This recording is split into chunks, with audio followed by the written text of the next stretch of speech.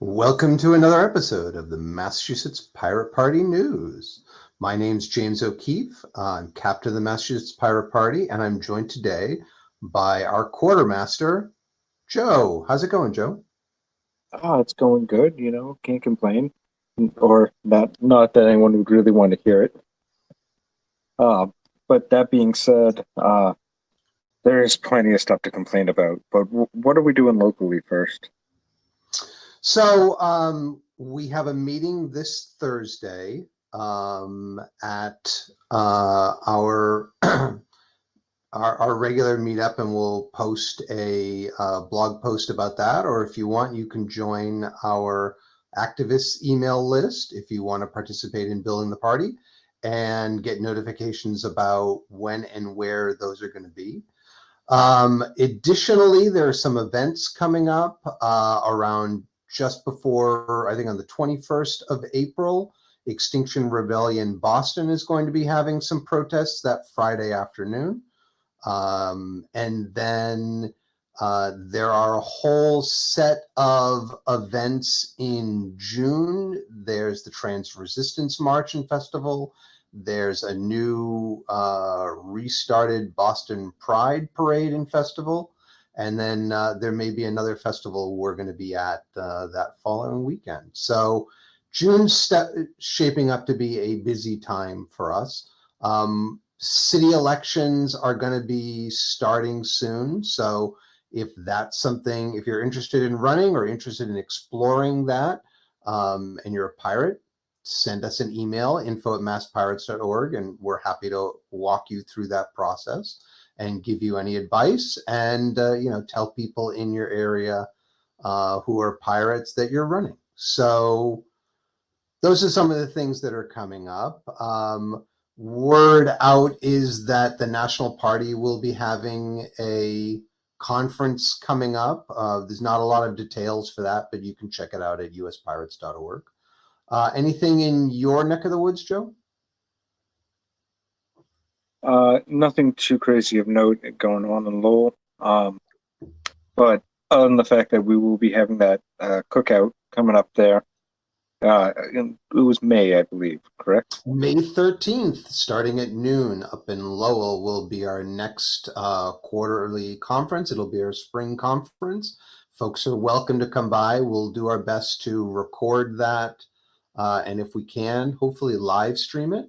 But it's always much better if you can come in person. The weather should be nice. And as Joe said, we're going to have a cookout.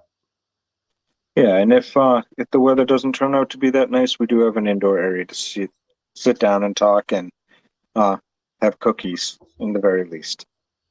So, so that being said, some craziness happening real soon, or they're trying to push through with this broad sweeping, like let's ban everybody type stuff. Yeah, so the Restrict Act has been proposed. It came out in early March. Last week we talked about the hearings of trying to grill the CEO of TikTok. And there's been a lot of talk about banning them from the United States, following the footsteps of, China and their censorship. They want to go or Russia, they want to go and potentially ban TikTok. And so one of the tools they want to use is this Restrict Act. There are 25 co-sponsors, which for the Senate bill does make me a bit worried. None of them are from Massachusetts, thankfully. And, do you want to give a quick rundown of it? I mean, it's so ambiguous. It could be saying any number of like entities, even just partially owned by any type of foreign. It could be interpreted in so many different ways. Now, they did label very specific countries such as China, such as Russia, such as Cuba, to name a few. Venezuela was in there. And it's just like what? Like as we were discussing off air, like Cuba, really? Like, Yeah, they're such a big threat to the United States. like I don't even get it anymore. Why are we even like bothering with that? But maybe somebody can explain to me someday. Um, Yeah. but that being said, um, the language of it is just so broad. It could cover so many things that even just trading of information, like saying, "Hey, what's up? I'm Joe." That could be a breach in this legislation the way it's written right now.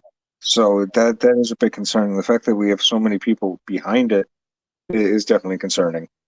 Um, and it's just it every time they pass something broad and sweeping like this, you see rights start to erode. I could just easily see rights of due process. A company could just be based off of anywhere, um, and not legitimately conducting business for that for their government.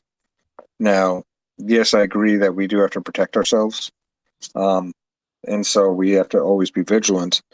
That's always a thing, but we also have to be vigilant of wide sweeping things that our government is trying to pass. Just because they're like, oh my God, look, scary over there. Don't pay attention to what I'm doing over here.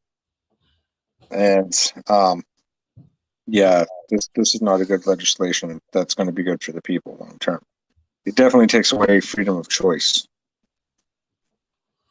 Yeah, I mean, I thought there was an interesting part where it said this only applies if there are 1 million or more users of said products. So, um, the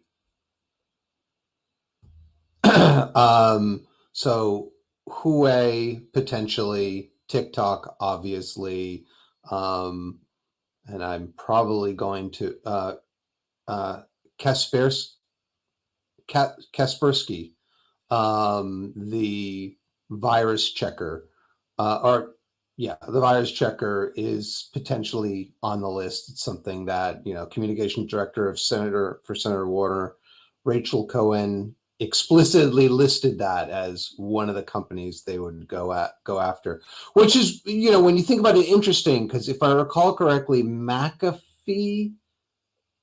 No, you're not McAfee. No, so I One think foot McAfee. Symantec, right, owns 3 different um, virus checkers. There's like Symantec, and then they bought 2 open source ones. Wasn't McAfee the one that infected your computer with viruses? Just be like, oh, look, oh, I'm cleaning it up. It just kept on giving you more. Pretty sure that was McAfee. I have no doubt, but at the same time, I mean, the point I'm trying to make is we already have decreasing competition because we're not willing to use antitrust laws and say, no, you cannot buy your competition. And then, well, there's this company in Russia that may or may not be influenced by the Russian government. And so we need to go and ban them. Which I actually kind of leads me, if it's like 1 million person limit, then could you just break your operations up into 2 independent companies, maybe? How is that? I'm sure they probably have something. If it's a subsidiary of X, then that's kind of rolled up under the 1 million person one. But Wouldn't I'm this sure really just lawyers will think of interesting ways around that. Sorry, go on. the problem is that it's sidestepping the due process. Like it's basically saying these companies F you with no due process. It's just the legislation coming down and totally sidestepping. And the very thing that they're smashing the ATF for, the fact that Congress is spanking the ATF for, is exactly what they're doing. So it's just like, ha ha ha, ha. We're doing the right thing over here. Don't pay attention to what we're doing right here. Like, you need the division of power. If these companies are basically betraying the nation, then we should hold a trial. This should go through judicial. This should be done by courts with public records, the way things are supposed to be done. you know.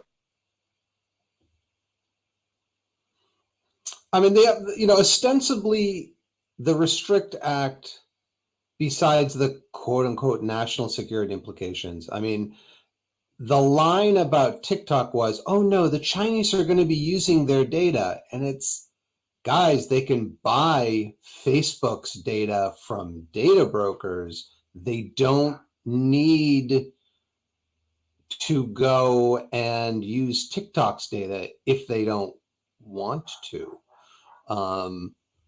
They're going to get the data anyways, but we don't have a data protection, data privacy laws in place because, they want that sweet Silicon Valley cash, I guess.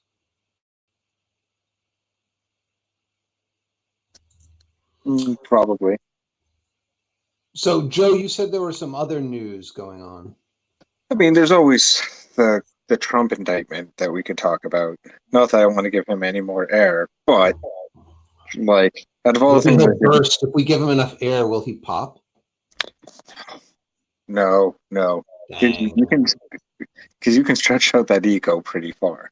But, secretly, he's an inflation fetishist. I know it. Sorry.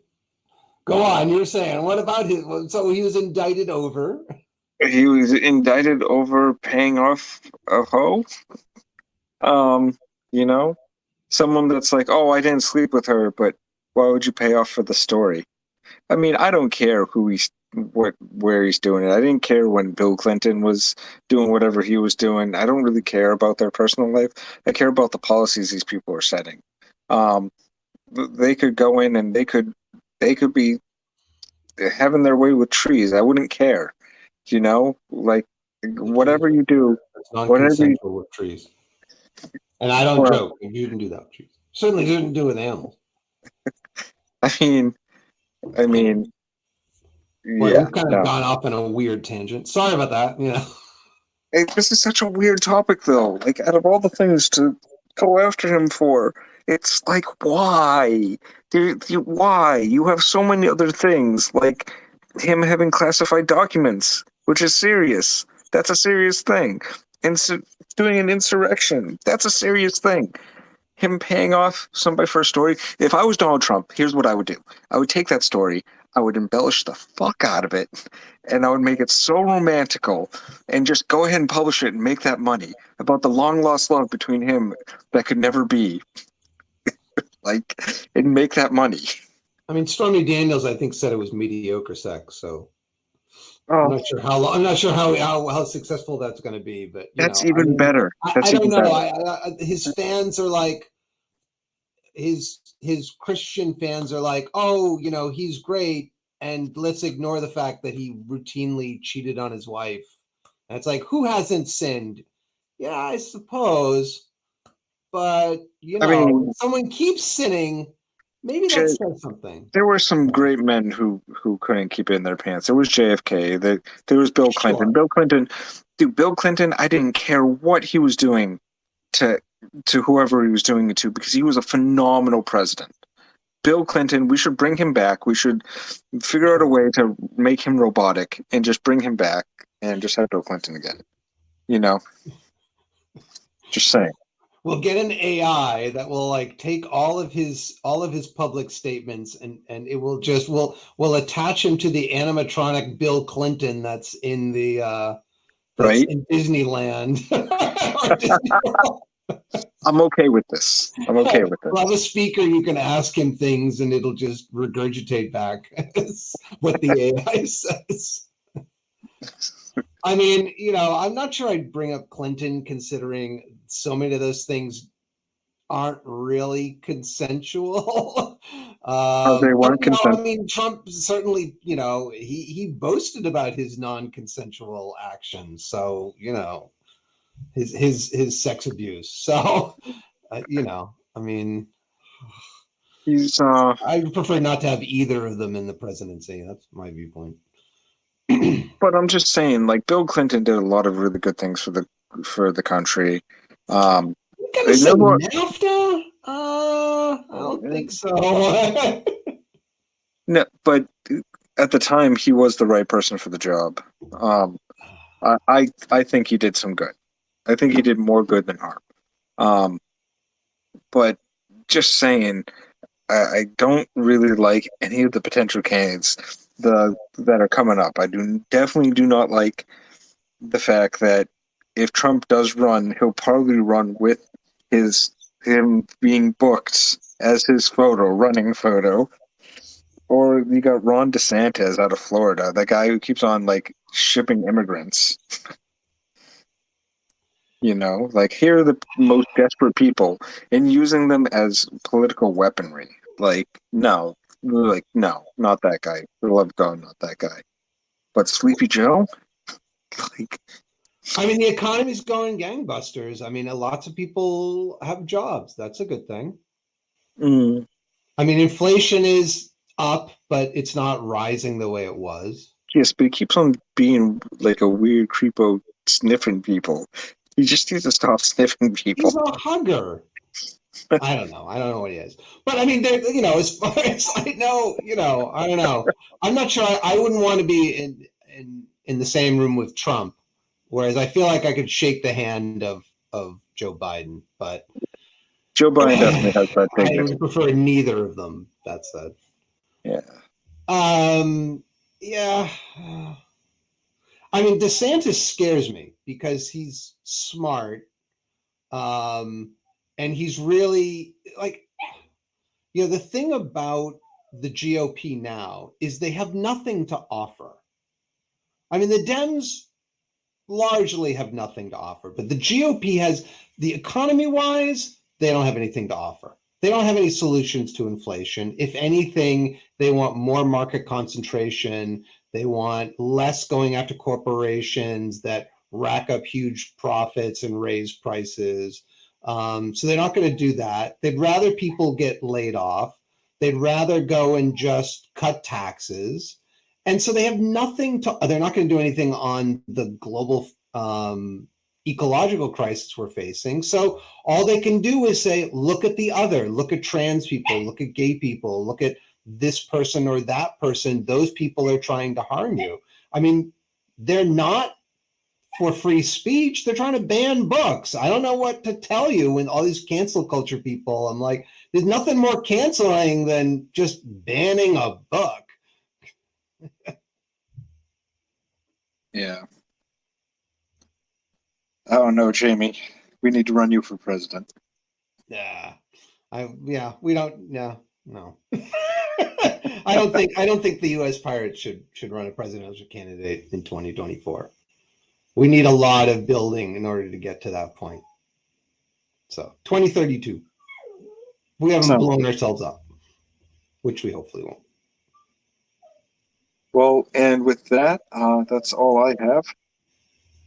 So I definitely like, share, subscribe, and definitely give us a comment. We'd love to respond to those. So let us know what your thoughts and feelings are, and we'll try and talk about it. Thanks, folks. Thanks, Joe. Take care. You're the best.